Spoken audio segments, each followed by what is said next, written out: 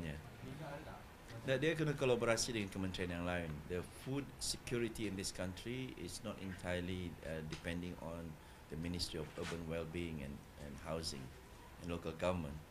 Obviously, Ministry of Agriculture plays a very important role, and the rural areas play important role because they have plenty of land.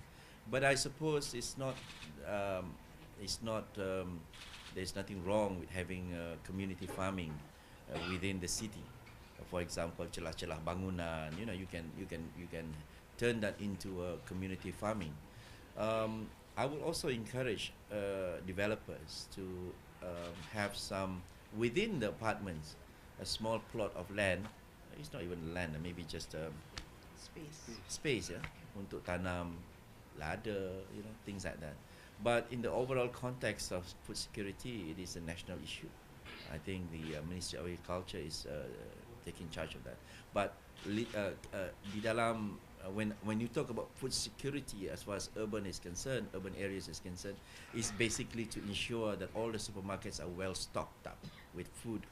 Jangan pula nanti because of a disaster in the city, then supermarkets tak ada makanan dan sebagainya. Itu juga mesti diberi perhatian oleh the city officials, ya.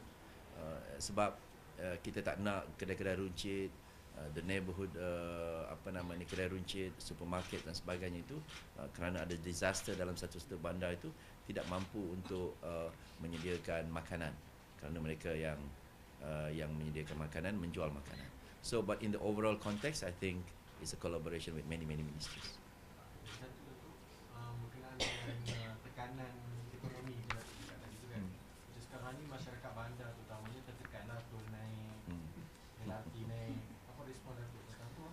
Well, if you're talking about dasar kenaikan tol dan sebagainya, kita mempunyai pandangan bahawa kos untuk menyelenggara tol dan sebagainya ini semakin hari semakin meningkat. Dan kita juga tahu bahawa tol tidak naik untuk beberapa tahun. Dan bila dia naik, kita faham, kita berharap rakyat faham bahawa kos itu meningkat. Tapi yang lebih penting daripada itu, saya nak tekankan, di mana kita letakkan tol, kita mempunyai alternatif, jalan alternatif. Ada jalan alternatif daripada point A kepada point B di Lembah Kelang ini tanpa melalui tol. Cumanya bila tidak melalui tol, maka memakan masa dan akan mungkin terlalu banyak traffic jam dan traffic lights. Jadi dari segi itu kita kena invest masa. Kalau tak nak bayar tol, mungkin kita terpaksa invest masa untuk sampai ke destinasi kita. Mungkin 15 minit lebih awal, 20 minit lebih awal kita kena bangun ataupun masuk dalam kereta dan memulakan perjalanan. So it's about trade off. So tol ini adalah sebahagian daripada cara kita untuk memendekkan perjalanan kita. So if you're coming from Kuala Lumpur to Putrajaya, you can go without a toll. Macam mana dengan train pula? Kalau kereta tol naik, nak galak orang naik pergi Matawang kan? Ya, betul. Baik Matawang pun naik macam LRT semalam umum. That's true. That is true. That is true. If you take the toll, it's cheaper now than you take the LRT. You take But then you spend yes. on petrol money, right? Yes. So what do you... I agree. Or now we go to the urban. Can you ask that question after we finish with this first, and I'll answer that. Any questions on the program first? If not, we move on to other issues. Yeah.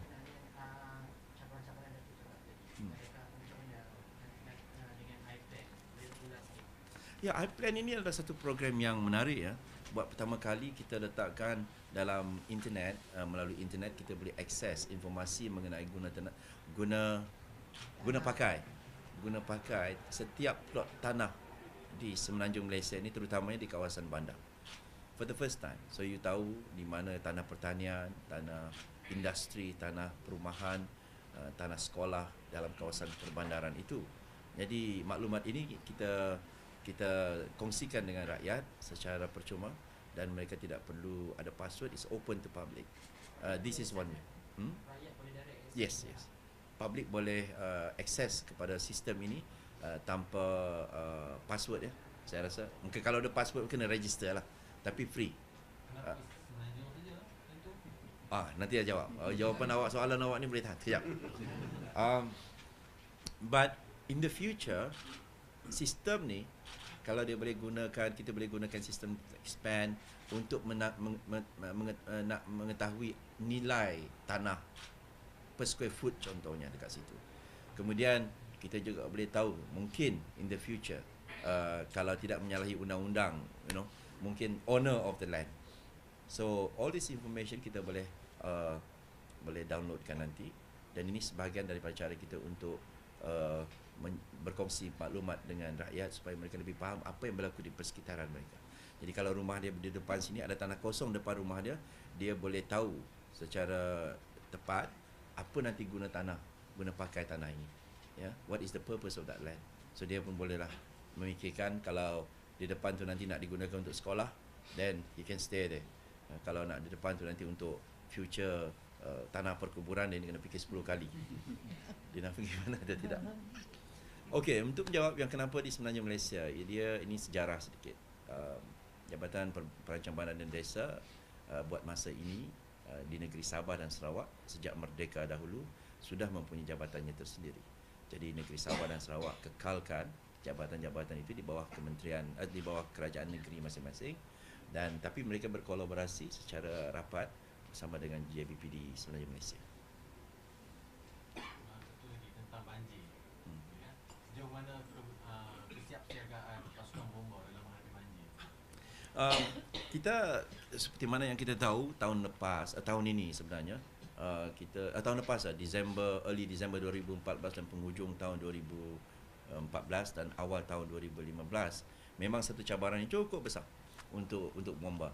Year end, dia dalam masa 12 bulan itu 2 kali banjir besar yang berlaku di Malaysia, dan persediaan kita untuk menghadapi bencana banjir 2015 terutamanya oleh Jabatan Bomba dan Penyelamat Malaysia memang tepat dan memang kemas. Kita pun belajar daripada segala kekurangan yang kita hadapi semasa banjir besar tahun 2014 dan 2015 itu. Tapi kalau kita tengok daripada persediaannya, memanglah cycle of disaster management tu memang kita gunakan preparedness, response, recovery dan mitigation tu. Kita ada 15 balai di Kelantan, 15 balai di Terengganu, 21 balai di Pahang, 277 jumlah balai yang bersiap sedia di seluruh negara kita untuk menghadapi masalah banjir. But of course, kita juga tahu bahawa banjir mungkin lebih banyak ataupun lebih serius di Pantai Timur. Jadi pihak bomba bersedia untuk mobilisasikan keanggotaan JBPM dalam menghadapi banjir untuk membantu di Kelantan, Terengganu dan Pahang. We are ready, and mentally ready, and physically ready, and logistically ready for this. Cuma kita nak tengok dari segi severity of the flood. Kita banyak kali juga berbincang, ini soal tentang MKN ya, dan saya nak sentuh sedikit.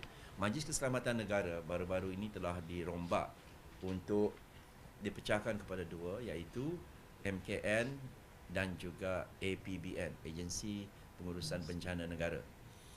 Tujuan kita Kabinet membuat keputusan begitu untuk memastikan bahawa MKN ini dapat menumpukan tugas kepada keselamatan negara dari segi real threat to the security of the nation. Contohnya terrorism, cyber terrorism dan sebagainya, ya. So the real issues, the actually threat to the security of the nation. Untuk yang bencana yang melibatkan bencana seperti banjir, kebakaran yang berskala besar, itu akan diurus oleh APBN, satu agensi baru, iaitu Agensi Pengurusan Bencana Negara. So MKN is more focus dan lebih kepada tugas seperti mirip National Security Council di Amerika, iaitu mereka mengumpulkan data, intelligence dan sebagainya untuk melihat dari segi ancaman dan cabaran kepada keselamatan negara. Berkenaan dengan bencana, APBN. Cumanya saya ingin tegaskan di sini, saya nakkan satu penerangan ataupun satu penerangan yang jelas. Disebabkan wujudnya APBN yang baru ini, kita nak pastikan supaya struktur itu seperti juga dalam MKN tempoh hari. Contohnya APBN ini akan menjadi sekretariat yang menjadi agensi yang mengurus dan memantau, tetapi dua agensi yang dipertanggungjawabkan untuk menyelamat, dan juga untuk menyelamat dan juga menjadi agensi terkedepan ialah Jabatan Bomba dan Penyelamat Malaysia dan juga pihak Polis Diraja Malaysia. Kedua-dua ini. Dan kita tidak mahu ada pertindihan. Terutamanya dengan Jabatan Pertahanan Awam, JPAM, yang kita tak tahu fungsinya dalam konteks APBN ini. Tapi seperti mana yang saya tahu dalam perbincangan kita dalam kabinet, APBN ini adalah seperti MKN dahulu. Ya. Dan agensi yang terkedepan ialah PDRM dan juga JPPD. Jabatan Bomba dan JBPM, Jabatan Bomba dan Penyelamat Malaysia. Jadi kita tidak mahu ada agensi lain yang mungkin akan menyukarkan dari segi jurisdiction, dari segi overlapping responsibility. Kerana dalam disaster yang paling penting ialah clear line of command. Kalau command tu berterabur, Datuk KSU saya ni pernah menjadi CEO Eskom ataupun pengarah Eskom, dan dia terpaksa berdepan dengan askar, tentera dan juga polis. Dan oleh kerana askar dan tentera ni dia mempunyai chain of command dia sendiri, IGP dan juga Panglima Angkatan Tentera, dia sebagai civilian walaupun dia ketua kepada Eskom ni, dia juga berdepan dengan cabaran. Sebab itu dalam konteks agensi pengurusan bencana ini is very clear. We must be very clear that sebelum bencana nanti berlaku, kejap lagi 1-2 minggu ni akan berlaku banjir dan sebagainya, kita perlu pastikan bahawa Jabatan Bomba dan Penyelamat Malaysia adalah agensi yang terkedepan, dibantu oleh agensi-agensi lain dalam penyelamatan. Kalau tidak, nanti tidak ada struktur yang betul, akhirnya nanti command dan juga responsibility dan jurisdiction itu akan berlapik-lapik, dan ada nanti itu awak punya hal, ini bukan saya punya hal. Jadi tuding menunding. Saya nakkan satu clear so that we don't have a problem. Selama ini di bawah MKN arahan 20, kita tahu bahawa Jabatan Bomba dan Penyelamat Malaysia dan pihak polis adalah dua agensi yang terkedepan. Yang lain tu membantu. Maksudnya siapa yang akan beri command kalau masa bencana berlaku? APBN akan menerangkan kepada kita sebagai agensi dan sekretariat yang perlu untuk menerangkan ke mana kita pergi. Tetapi kerja-kerja rescue, kerja-kerja untuk menyelamat itu dan juga untuk membantu adalah dua agensi yang terkedepan. Dibantu dengan RELA, dengan JPAM dan sebagainya. Tetapi dua agensi ini mesti ke depan. Kalau tidak nanti terlampau banyak sangat agensi yang bertindih-tindih kerja mereka. Jadi clarification ini penting, dan saya akan bawa juga ke mesyuarat kabinet pada hari Jumaat ini untuk kita pastikan sebelum monsun, banjir besar ini berlaku, kita kena pastikan the structure dari segi chain of command. Kalau tidak, kita akan berdepan dengan masalah. Maksudnya Koordinasi. siapa yang akan bagi koordinasi tu? Ya, itulah. Itu saja. Kalau dalam arahan 20, kita ada dua tu, PDRM dan juga Jabatan Bomba dan Penyelamat Malaysia. Ya. Tapi kalau banyak sangat agensi yang nak I don't call it interference lah, tapi kita kena ada jurisdiction. Kalau tidak, susah. Nanti dia kata, oh, agensi lain yang punya hal. So, susah. Sebab dalam masa kita berdepan dengan cabaran, kita tak ada masa untuk dibuang untuk kita membuat keputusan. So kita kena be very clear daripada awal. Okay? That's it? No, we have to go back to the toll issue of the Oh, yes. of the people. Yes. So like, what do you comment furthermore on that? No, you must understand that toll, it's not, no government would like just to impose tolls. The only reason why toll has to increase is because, number one, it has not been increased for so many years. Number two, the cost of maintaining this LRT, MRT, the public services. In fact, it is still heavily subsidized. Yeah?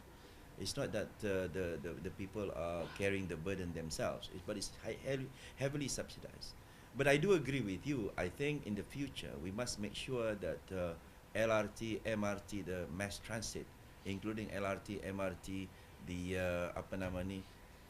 monorail, including taxis and buses, must be affordable so that will make people switch mode of transportation from using their cars and using the public transportation. So in a way that probably I agree with you vis-a-vis the other mode of alternatives transport. We must make sure that the public transportation is is more affordable than the rest of it. Because right now cars are actually cheaper than going on public transportation. Car is cheaper. Technically, Well, I don't know. taxis are very expensive. Yeah, we probably need to increase the parking in the KL city areas. Very expensive. Now we need to make sure that it's you see, you must understand. I think we need to go back to SPAD punya apa nama ni, overall public transportation policy. Obviously, while we are building MRT, LRT, the bus rapid transit BRT, the monorail, we must slowly but surely have to make sure that people switch to public transportation. And one way to do that is to make sure that if you drive your own, then you have to pay more. And one of them is the area pricing. You know, when you enter the CBD, you got to pay more. You know, the parking charges within the city center has to be more expensive so that people will use, you know, taxis and buses rather than their own cars. So I think it's an anomaly. I agree with you. Probably right now, in the future, you got to make sure the public transportation, government must make sure public transportation is more affordable vis-a-vis driving your own car. But the recent increases are basically in response to the delay in increasing these charges for many, many years. So we want to make sure that our public transportation is sustainable. This is a word loved by JPPD. Sustainable. I mean, if you don't pay, if the people don't share the cost, then the government will have to come in and pay and subsidize more. And that money could have gone to something else. So we have to balance it out. Yeah? All right. Yeah, so when you say in the future tu dalam berapa tahun? I don't know. If you look at MRT, when is it going to finish? LRT, MRT. I think MRT is a good indicator. Okay. The line 1, line 2, and line 3. Once that is up and running, I think that would be a good benchmark where public will have to think twice before they're driving into Kuala Lumpur. Datuk Ono, adakah disebabkan oleh kenaikan ni, so citizen, orang-orang bandar ni akan berpindah ke mungkin ke kampung? Alhamdulillah. Reverse migration, that's what I want.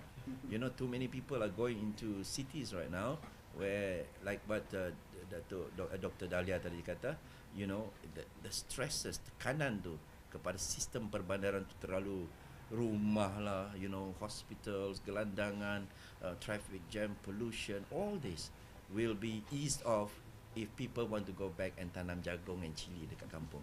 So if they want to migrate back to kampung, I am the happiest urban well-being minister in the world. Go back to the kampung, you know, raise your children there. In fact, dah tak ada kampung kat Malaysia ni. Seriously, you go to kampung, they've got better roads now, telecommunication. You got 4G in kampung now. Yeah? All right. Datuk, soalan lain ni. Okay, last. Pasal debate ni lah. Debate antara perempuan dengan Oh. Okay lah tu. bagi Datuk macam setuju tak tengok macam Risma nak soal saja tak nak. Saya rasa rakyat tak begitu penting mekanisme ataupun bentuk debate, live forum ke conference ni. Masalahnya Tony Phua ni, saya kenal Tony Phua ni dah lama. Saya duduk dalam PAC dengan Tony Phua. Apa dia tak kata tentang kerajaan? Tuduhan yang dia buat, dia nak berlindung dengan immunity dia dekat parlimen. Saya masih ingat lagi 2009-2010, dia tahu election nak dekat. Dia tuduh Empire Business Perniagaan Tan Sri Said Mokhtar berjumlah 32 bilion. Dia tunjuk kepada kita, dia kata ini kalau collapse, kerajaan akan bantu terpaksa bail out Tan Sri Said Mokhtar menggunakan duit rakyat. Orang gelisah, orang marah sebab bila Tony Phua bercakap, kononnya itu adalah perkara yang betul.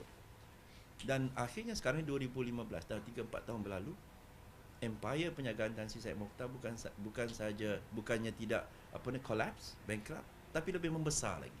Tapi pada waktu itu, saya masih ingat lagi, dalam parlimen, dalam PAC, dalam ceramahnya setiap minggu, dalam blog dia tulis bagaimana keadaan ekonomi Malaysia akan merudum, bahawa Tan Sri Said Mokhtar akan menyebabkan kerajaan bail out dengan berpuluh bilion.